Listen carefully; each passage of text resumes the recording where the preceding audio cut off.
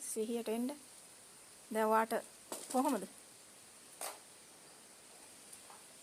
අර තිබුණු අන්ධකාරය ගියාම ඔයාට ලොකු සැහැල්ලුවක් ආවා නේද?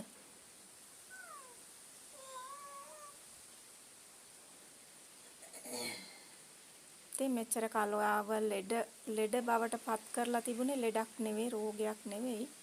ඉතින් ඔය කියන නොපෙනෙන දෙය තමයි ඔයාගේ තුල ඔයාව රෝගයක් විදිහට තියලා තිබුණේ.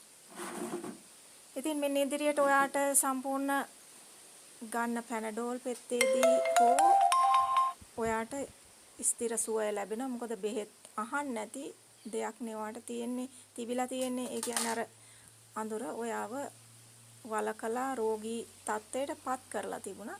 මින් ඉදිරියට ඔයාට සම්පූර්ණ සුව වෙනවා. සම්පූර්ණ සුවයි ඔයාව. මම හිතනවා ඔයාගේ උගුර ඔපරේෂන් කරලා තියෙනවනේ. තව ගෙඩි වගේක් තියෙනවා කියනනම් සම්පූර්ණ ඒවා නැහැ. අදින් පස්සේ ගෙඩි තත්ත්වය සම්පූර්ණ ඔයාගෙන් ඉවත් කරලා තියෙන්නේ. හොඳයි. ජේසුස් වහන්සේට ස්තුති කරන්න ඔයා.